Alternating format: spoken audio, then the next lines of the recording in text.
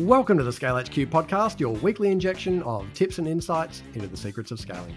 I'm your host, Sean Steele, and I am obsessed with figuring out how to help founders just like you who are creating real value in the world to scale up so they can fulfill their potential. I do that each week by interviewing founders who successfully scaled, experts in all the areas of business that you need to master, interviews with founders who are still on the way up, and 10-minute tutorials and reflections from me based on my experiences in creating $100 million in revenue for 4 other companies over 8 years. So let's dive in and see what gems we can find together on this week's episode of the ScaleHQ podcast. All right, welcome back to our regular listeners, and to anyone joining us for the first time, we are thrilled to have you. My guest this week is Ryan Jenkins from digital marketing agency The HypeSociety. How are you today, Ryan? Wonderful, Sean. How are you? Mate, I'm very good. For a bit of context for our audience, you and I worked for the same company. I actually don't know how long ago, but it's like 15 or 20 years, which is really scary, and it doesn't compute for me because you still look like you're in your late 20s and I probably look like I'm in my 50s, even though I'm only in my mid-40s. So I don't know if you found some like fountain of youth, or maybe you're drinking those prime drinks or something and you're reversing in age. I started at Centis at a very ripe old age of 20 years old, mate. So, you were 20. Me too. Yeah. Me too. Anyway, there was some crossover and some overlap there somewhere. Unbelievably, I saw a paid ad for Yellow Pages Online the other day, which I did not even know still existed, which absolutely amazed me that it's still alive in any way. But anyway, I've been looking forward to today, as I love interviewing founders who are still scaling. And so, what I mean by that obviously is not startups, scale-ups. They're on the way. They've got a good business model that's working. They're acquiring customers. Their team's growing, and you've got a super interesting business. And I want to unpack some of the journey that you're taking it on, but I also want to get as much of that marketing knowledge out of your head as possible to help founders who are typically in that 2 to 20 mil rev stage on this podcast, and so they can go out and leverage that straight away to improve their marketing and customer acquisition strategies. How does that sound to you? Sounds great, mate. Super. So could you just kick us off with a bit of an overview, I guess, of your career to date and how you ended up co-founding the HypeSociety? Sure thing. So sales, I suppose what I learned early days runs through my blood. I left high school as an 18-year-old and had no clue what I wanted to do, and ended up moving into a full-time retail sales assistant role with Foot Locker, which was, I think, a really good test bed for me to really understand that sales, that connection between product, value, trust, to a conversion mechanism. And I learned fast, even back in those days, how leveraging trust and value in the conversation could leverage performance outcomes. And I was fortunate enough there to get promoted a few times and ended up leading a couple of stores, one in Dandenong and then into the Southland location. And then after that, there's no money in retail. I worked that out pretty quickly too. So lots of responsibility, lots of hard work, and lots of hours without the financial outcomes. So decided to look for a sales exec position, and I was fortunate enough to land one at Centis in Vic Street in Richmond.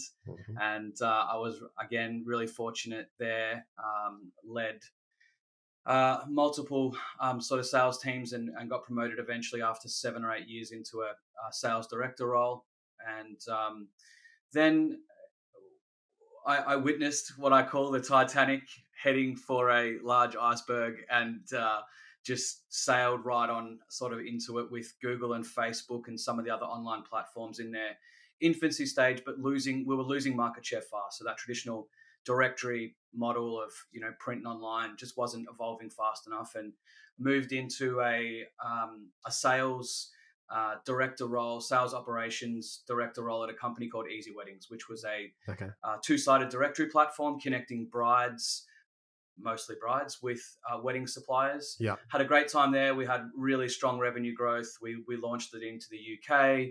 I think we sort of doubled the business over the time that I was there, both with acquisition of new customers, but also the average cost or average spend per advertiser. So I learned quite a lot about digital digital strategy, Facebook ads, cost per lead, the real functional sort of performance-based metrics. Mm-hmm. We also did a lot of web work. So I understood sort of websites, WordPress, landing pages, user-generated content through reviews. So that was really where I got the thirst for digital marketing. I loved the strategy and seeing that come to fruition really, really fast for advertisers. After that, I went and worked with Alchemy. So they were a sales and marketing agency. And that was also powerful for me to then see, full end-to-end marketing strategy, into lead, inbound lead, and then into the sales conversion, and then taking customers on a rapid sort of growth expansion of their business. Predominantly spent a lot of my time in education and finance. So back in the days where some of the fee-for-service education and the government funding was ripe for growth, and had a great time there. And then that led me to start my first company, which was called Digital Eagles. So I founded that in 2014, I think it was, or 2015. And it was, again, what I sort of reflect is we're a digital marketing gun for hire. So customers would come to us, or we would go to the customer and really ask them, what are they trying to achieve? And then we would prescribe the digital marketing strategy to deliver their performance outcomes. Okay. So I ran that for 5 years. We had some rapid growth. We had, I think, 350 to 400K worth of recurring revenue at the time, and a couple of hundred clients on retainer. So it was a large agency, and the vast majority of our clients were sort of in Melbourne, and we had some in Auckland. And then to the HypeSociety. So I exited Digital Eagles a couple of years ago. In fact, next month it'll be 2 years. Wow. And I had the opportunity to sort of sit back and reflect on what the market actually really needed. So I did a lot of survey work. I called about 50 or 60 clients that were in our target market, and really tried to reverse engineer what the market requirements were, what needs weren't being met, and what we could do at the HypeSociety to help meet the needs of what we call mid-market business owners, and also. And what do you consider marketing. mid-market, Ryan? Because everyone defines mid-market a bit differently. So 2 mil would be kind of the entry point for us. And our largest client is generating sort of 200 million. Yeah. Okay. So it's a large scale, but we sort of say mid-market because we don't really want, and we're not really set up to help startups, and we're not really set up to help sole traders or real small sort of SMB based businesses. The way that we've constructed this business is to have access to the best talent. The best talent requires decent investment on our side, so it doesn't help us structure the commercials well for businesses that don't have the budget really small ones to hire the hype. And so just can you give us an insight into what services are you covering for those kinds of clients? Yeah, I'll talk to you about the business model first, and then I can sort of talk to you about what that means in terms of services for customers. So the HypeSociety has essentially got 3 rings, which is why we call it the society. So the core is our core creative and digital team. So we do things like SEO, Google ads, Facebook ads, email automation, TikTok ads, LinkedIn ads, content, SEO. So the functional execution of digital marketing is all done in-house and all done locally. When I say locally, between Australia and New Zealand. And then we have our creative department. So we've got digital design, graphic design, brand development, brand comms, brand strategy, which is also done in-house. And then we have our web team, which is our web design, web development, and sort of e-commerce and sort of WordPress team. And then on the next layer is what we call our contractor or partner community. So we have a whole range of 30, 40, 50 different contractors that have specialist areas of expertise. So depending on the customer's requirement, we'll bring in those specialists to do things like custom integration or app development, or Shopify app development, or any sort of customized requirement that we don't sort of have in that sort of core service offering inside the HypeSociety. And then the third ring is our external community. So that's where we leverage software partners, we leverage, sales as a service, appointment setters, and, trainers, sales enablement specialists. So it's that community of people and specialists and companies that sit around the Hype Society to partner in service. So we aim to be that sort of one-stop marketing shop for all of our clients. So if you've got any sort of marketing need, then we'll be able to connect you with the best in the business, no matter what your requirement is. And that's really how we've built the business and how we also plan to scale the business too. Got it. So for a client, it's fundamentally a single point of accountability, and your job is to make sure they've got the right skills at the right time to Correct. Solve the problem, but you retain that corporate knowledge, you retain that accountability. Okay, yeah, makes a lot of sense. Could you talk to me about what your why was? What was your why for Hype Society, and how has it evolved?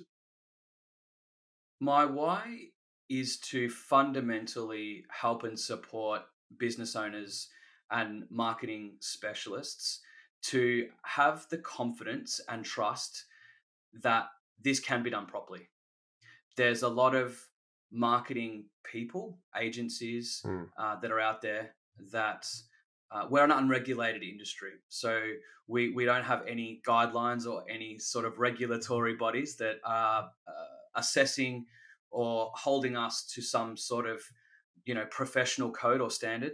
So I've seen a lot of business owners and a lot of marketers that have had terrible experiences with, under promise, under delivery, or over promise and under delivery, or a combination of both of those. So really that single point of relationship and single point of contact. So business owners and marketing managers feel that they can come to one trusted source that can connect them with whoever they need, whenever they need it, based on the, 2 decades of experience that, I have personally, but also my team has multiple decades of experience to help those customers connect with trusted advisors and trusted partners to deliver on their service requirements.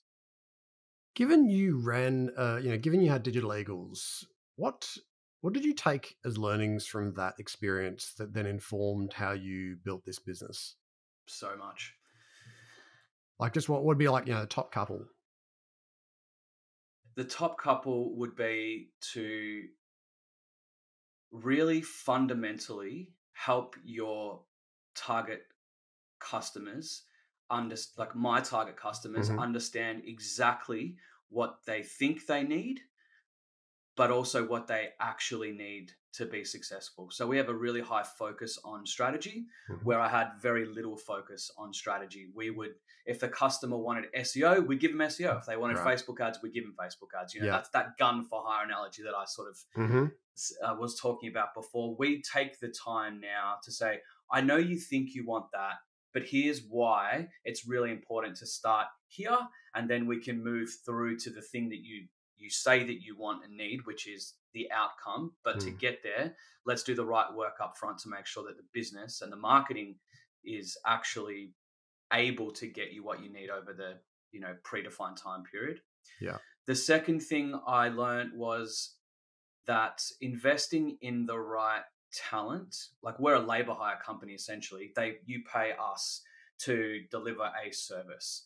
So we invested and involve our team like they're our business partners. We support them, we engage them, we give them the access to education, we give them the autonomy, but also the support, the respect that they need to be the experts that we hired them to be.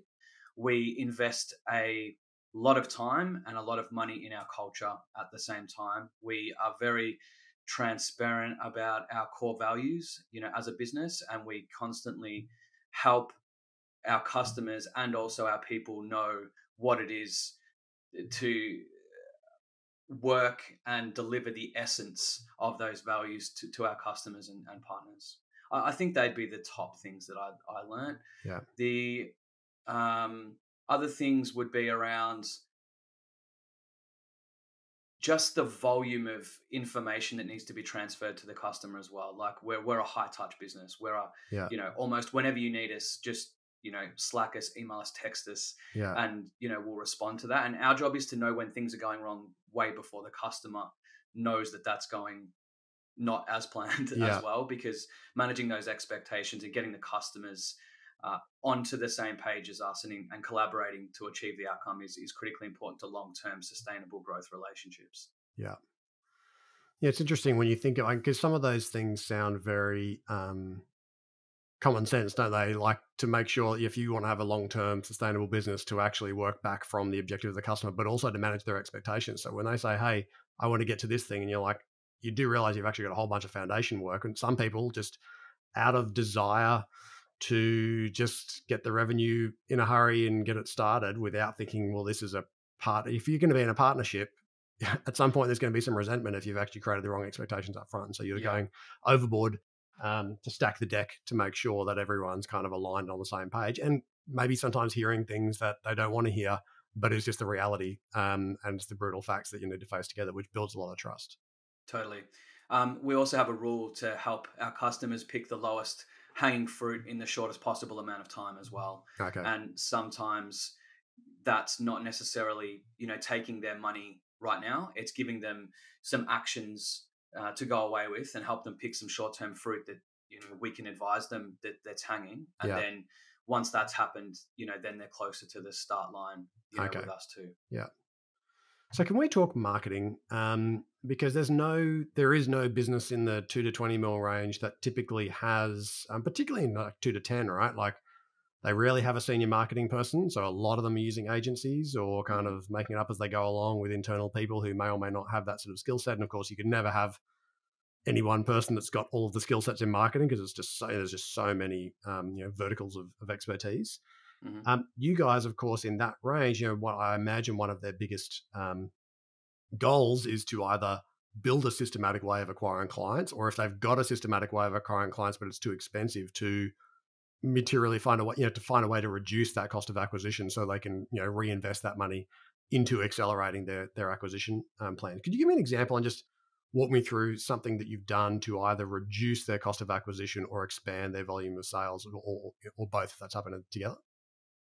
It's what we do all day, every day. So we have three types of customers. The first is the business owner persona. So we work with a large plumber, and they were working with an agency that wasn't getting them the volume or the cost per lead that they were looking for. It's one of the most competitive environments there are. That emergency sort of 24/7 sort of plumbing space Yeah. is incredibly competitive.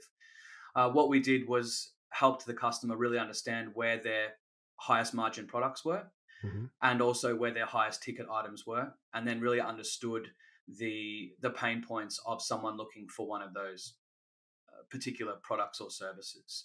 Once we did that, we built some landing pages, some high conversion direct response landing pages. We set up things like phone tracking, some pop-ups. We had specific daily offers that would transition through those landing pages depending on the day. We would test a whole range of different offers. We set up a detailed call tracking uh, aspect to the campaign. So we didn't just have attribution on phone number clicks or form fills. We had conversion down to the keywords that were driving the phone calls on those particular days. Right. Okay. And I think we've grown them from 2 or 3 calls a day to sometimes we're getting 15 to sort of 25 calls per day. Yeah. Right. The cost per lead, has gone down by almost 70%. So Wow. they're now, Give us a sense of like what would be a cost per lead in that industry? so they Um, were looking at sort of 250 plus to get a wow. phone And call. what's their We've average sale value?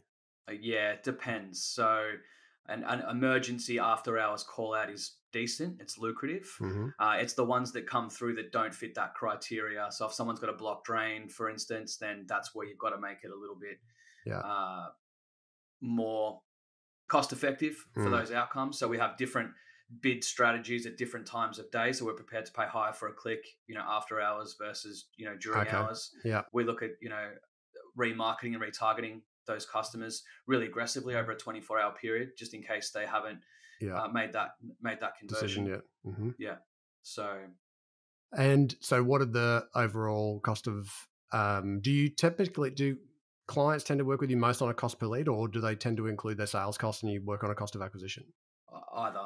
Either. So Okay. sometimes we, in fact, often with our more enterprise clients, we look at our cost per lead and forecasted conversion rate, but we also overlay their sales figures. Okay. So we work with a tier 3 energy retailer, and they're getting about 400 or 500 leads per week. Mm-hmm. And we have a cost per lead, uncapped cost per lead.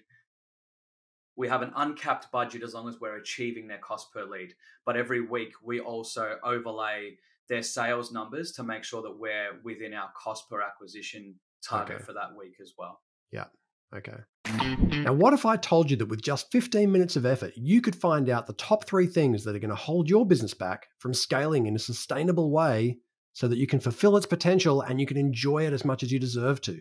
And what if I told you in that same 15 minutes of effort, you can find out how your business stacks up against thousands of other businesses who've taken the same test so you can actually see how you compare? If that sounds interesting, you need to head straight over to scalehq.com.au/growth score. You're going to complete a short survey and you're going to get back in your inbox a free 9-page report that's going to show you how you stack up versus your peers and where you need to focus to unlock scalability and a greater level of enjoyment in your business. And for a limited time, I'm going to offer you a free 30-minute debrief on the report where myself or one of our ScaleHQ founder mentors, who are all experienced CEOs and have scaled successfully, will unpack your specific report with you. We've done hundreds of these, and so we know exactly how to help you get the most out of the insights in there. There's no selling from us, just lots of value for you. Head over to scalehq.com.au/growth score and get your free growth score report right now. You are going to love it.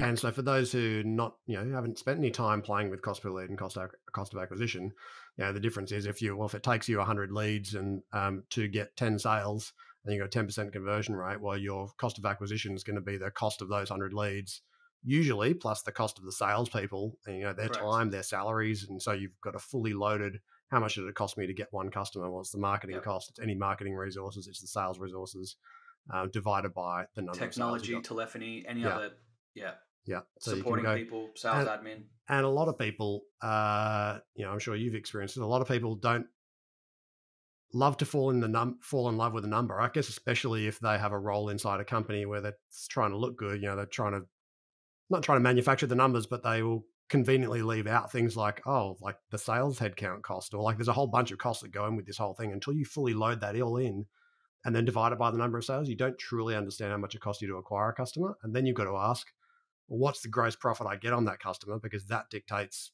after your OPEX, how much money you're actually going to make. Lots of people chase growth and it's not profitable at all. Yeah, agreed.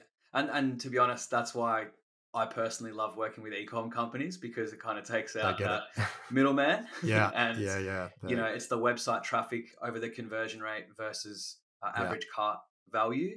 And then that gives you your Super GP measurable. And then it's up to them to manage their net. And then we hopefully will then take a percentage of sales revenue to then reload back into marketing costs. So we've got this flywheel effect that we're totally in control of, and then we just got to make sure that they have enough stock and and their logistics and all that sort of stuff are sound. One of the things I noticed, Ryan, on your website, actually, sorry, just before I ask you that question, can you just give the audience just a sense of what is the current scale of the business in terms of people, revenue, customers, however you would like to share? Customers, we've got about 65 customers on retainer. Mm-hmm. We've also got anywhere from sort of 6 to 7 brand projects on at any particular given time. So we take on 4 to 5 brand projects a quarter.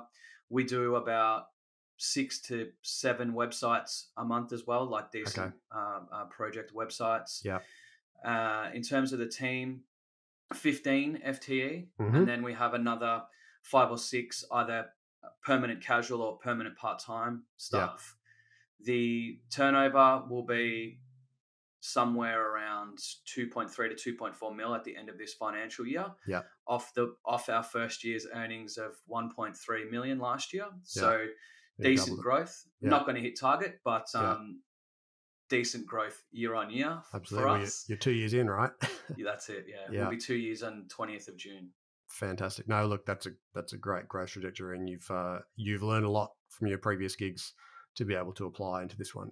One of the things that I noticed about the HypeSociety is that you have a belief in challenging the status quo. And sometimes when I see that in people's values, people often haven't, sometimes sometimes it can be not very tangible, and people find it difficult to know, well, what does that really mean? Can you give me some specific either unconventional, perhaps, strategies or tactics that challenge the status quo that you've used with your clients to help enable growth that you think founders should know about? So I'll give you an example of one that we're working with now. So we have a customer that only accepts online signups. Okay. So their business model is pure play online. Hmm. Find us online, research online, sign up online, and we'll service you online. Yeah. Through a series of conversations with their leadership team, we were able to show them that they are missing potentially over 75 to 80% of their total market opportunity with some other access to information we have. So we've been able to partner with a sales enablement company to now build them a proof of concept to outsource their and run a sales pilot. So we're going to be generating leads into a sales team. We're helping them with script development. We're helping them with their marketing key messages. We're helping them with the technology that they need to be able to service.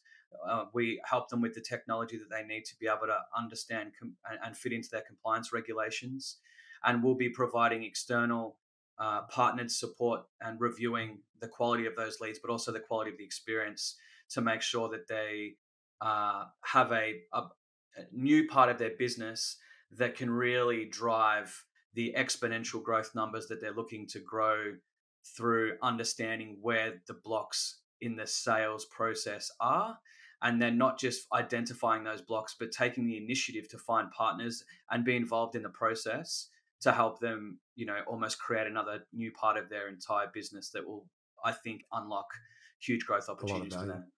Well, that's super interesting because if you think about a traditional agency, most of them aren't touching anything to do with sales, with a 10-foot pole. And I Mm-hmm. guess you've obviously got a lot of background there. But to your point, it's like, well, if you can prove up the cost of acquisition in that model based on the yield that they're selling for, why wouldn't you explore a external sort of outsourced third party channel that's going to help you convert more and I expect they'll probably learn a hell of a lot more about their customers because they're having the actual conversations that they can feed back through into improving their online only self service type experience too.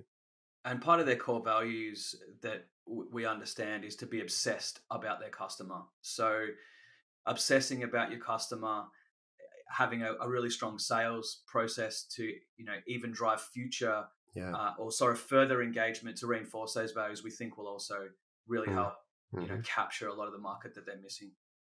What about a marketing mistake that you have made? What that might have been in hindsight a blessing in disguise, or maybe it wasn't. But talk to me about a marketing mistake you've made. Marketing's really hard. I wish there was a perfect science. I wish there was a, hopscotch style matrix where you could just, one, two, three, four, five, six, and everyone we could hold hands and sing kumbaya and tiptoe through the tulips and celebrate success. But the reality is that it's a calculated guess based on a previous experience, Hmm. based off previous customers that we've worked with, previous case studies, Yeah. them understanding who their personas are, them having access to great content, us having access to their team. Like there's so many different variables that go into a good marketing success pie, and it sometimes takes time, and sometimes we're also fighting with one or two hands tied behind our back. Like we can do the best marketing in the world and get a great click-through rate on ads and send them into a website that's not converting and then get the blame for the revenue or Yeah. the leads not coming through. So Yeah. it's really understanding the whole customer journey, being transparent and proactive about identifying the blockages in the marketing funnel, taking as much as we can off their plate as well, so we're not reliant on the customer to have to do too much work. And again, we can take almost everything off their plate, from video creation to design to landing pages to dev to integrations, and that's really important to us to make sure that when we do highlight an area that is a challenge, that we can actually do something about that.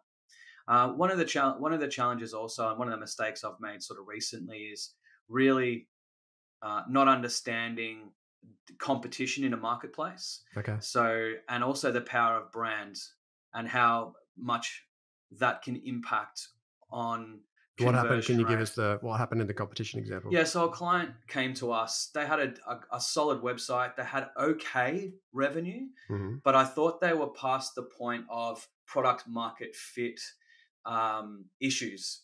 Turns out they weren't. Turns out we couldn't actually scale that particular campaign.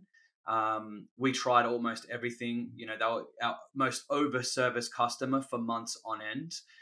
We tried automation. We tried UGC. We tried different What's conversion rate UGC, tactics, Ryan? user generated content. So Okay. getting content from their customers to talk about how good their product and their service was. Mm-hmm. But almost everything that we tried didn't work. To the point where it became, non-commercial for both parties. But those types of things are like daggers in the heart for me. Like, we pride ourselves on getting it to work at almost all costs. So, chalking that one up was quite painful, not just for me, but also for the client. They put a lot of faith in us and our team, and I don't think, and again, they would be happy with the effort that we put in. I don't think they'd be happy with the outcome that they received. But you said there was a product market fit problem. So fundamentally, there was actually there was a value proposition connectivity problem between what the customer actually wanted and what they had to offer. We just couldn't get access to enough traffic at a cheap enough cost either. Right. So we looked at so many different ways to get that traffic, and the conversion rate on the site was in line with what I would call e-commerce, not best practice, but the conversion rate was okay. And I didn't see that to be a problem. What was a problem was getting that new traffic, that previously non-exposed traffic, to a point of conversion rate at the right cost, and the basket size on average wasn't high enough as well on reflection. You would have learned a lot in the last however long, given the businesses you've been running, about what founders can also sort of do on their own. Like, what do you think are the most insightful takeaways? What were your sort of top 5 takeaways for how to reduce your cost of acquisition? I know that's broad, and I know every business is different, so that's a very hard thing to answer. But what are some of the big takeaways around how you think people should think about reducing their cost of acquisition? Having a really well thought out digital content strategy. So that is everything you do on email, everything you do on any advertising on Facebook or Instagram or LinkedIn, everything on your website really truly reflects the type of brand and business that you want to be. Don't think that you can half-ass it and get through. Otherwise, you're going to have to rely on a direct response sales cold outreach rather than marketing to get the value proposition across. I think that's probably the biggest thing that I see with our prospects when they come to us.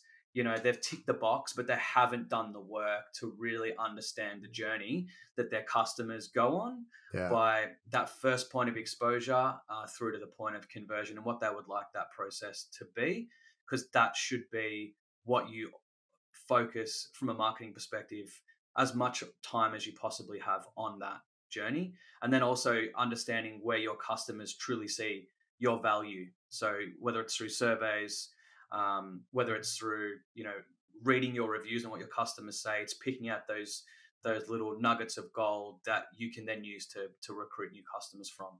Mm-hmm.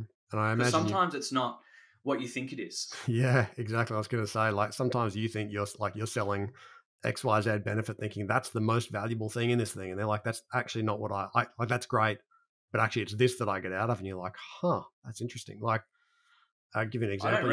I reckon 1% of the general market surveys their customers and actually gets any sort of sentiment from them proactively that's not out of a review request. Like, there's a lot of customers generating reviews, but no one really goes into detail with their customers around, that next layer down of sentiment analysis and getting that direct feedback from their customers. I remember reading an article ages ago of this marketing director who'd been quite successful in a lot of roles, and he said, well, the only reason is the first 2 weeks of every job, I tell the CEO that I will be doing absolutely nothing in those first 2 weeks, because I will be in the office and I'm going to attempt to call, several hundred customers, and that's all I'm doing for the first 2 weeks. And I guarantee I will know more than every single person in this business about actually what the real problems are, where the real value is, what's wrong with our marketing. He's like, how could I possibly build a strategy until I've talked to as many customers as possible? And I think it's very easy to forget that also customers' needs and preferences change, the way they think about your product changing. Maybe there's new competitors in the market. Like if you're not doing that sort of stuff regularly, it's pretty hard to know where to focus, right? Totally. Okay. So what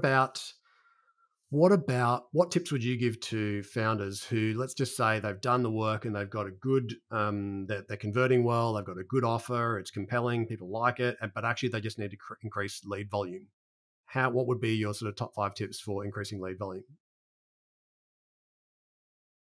Increase your conversion rate, buy more traffic, do what you're currently doing and just do more of it. Mm-hmm. There's only a few levers to pull when it comes to you're either putting more irons in the same fire, or you're getting one of those irons to work harder for you. Okay. So what do you mean? Can you give me an example of what you mean by that? So you can either build a multifaceted funnel, right? So Google Ads, plumber, 24/7 plumber, whatever it is, getting them into a landing page, retargeting them, remarketing them through, your unique value set. And then the bottom of funnel is giving them an offer or some point to transact. So you can either do more of that, or you can use your existing customers to go and find you more customers. So it's, referrals. It's using your customer data to build lookalike audiences. You can buy data and do sort of cold outreach to build your audience. Like there's so many ways to answer that question. So, this is an interesting. This is a super interesting time for digital marketing agencies, right? There's a lot happening in AI. It's evolving every 24 hours, 2 minutes, whatever you ever think about it. And of course, there's plenty of people that are worried. There's probably plenty of people that should be worried, but there's also plenty of people that are trying their best to formulate their view on what does this actually mean. I mean, in your kind of business, I guess it's also what it means for your team, but also what it means for your customers. How are you currently thinking about the implications of this sort of generative AI over the next 12 to 18 months, based on what you can see now? Obviously, it's going to continue to evolve, but based on what you can see now. Yeah, I think that it's the most exciting and also the most petrifying time in human history. And that's a big statement, but it truly is moving at a pace that people, unless you do your research, have very little understanding of. So we're using it, and it's providing a lot of efficiency gains, for things like reviewing content, generating new content, inspiration for, things like social media ads. We're getting AI to generate examples as inspiration based on a brief. Obviously, using ChatGPT to review documents, to do research for us. There's a whole raft of different tools that we're using to help us be more efficient and more effective. Because, as I sort of said before, the more we can get out of tools, the more our customers can get out of us, right? So it's taking a lot of that grunt work away so we can be more focused on the strategy, the optimization of accounts and strategy and servicing our clients, rather than doing a lot of the grunt work that we used to have to do. So that's amazing. Where it's scary is in, not from a marketing perspective, but it's really industry. It's having, I think I heard last night that, AI is going to cost 89 million jobs, but it's also going to create 93 million. So, what it's taking, it's also going to be giving. So it's really important to understand the areas that are the most ripe for disruption. And then also, keeping your finger on the pulse as much as you possibly can with what is happening with AI, because it can be amazing. Like ChatGPT 4 can help you write a legal argument, so it can save you legal costs. There's doctors, it can, if you put your symptoms, it can tell you within a reasonable amount of accuracy what's most likely to be wrong. Like there's so much it can do. I think the other day, just off the sound of your voice, it can tell you what your risk of having Alzheimer's is for the future. Like it's crazy. Like there's so much it's doing, and it's just tip of the iceberg. I feel like, people will have heard the idea of, spending at least, but those people that spend at least, half an hour a day on their professional development and their learning are the ones who are not ever going to have any risk of being made redundant or being left behind or whatever. But if there's ever a time that you need to take that half an hour, I mean, A, make that a minimum, B, maybe jack it up to an hour is now. And to be spending at least half of that time on anything that is, changing in general, like find good sources of people who are doing great summaries of what's changing rapidly. We're actually looking at putting together like a sort of a live advisory board style model for a cohort of founders because so many founders' business models are going to be turned upside down. Mm-hmm. To bring a bunch of AI experts in and have have cohorts of founders who then can actually have live advisory and also learn from each other's businesses because they're all different and they're all impacted in different ways. It's rapidly changing, and I look forward to seeing how it evolves from a marketing perspective.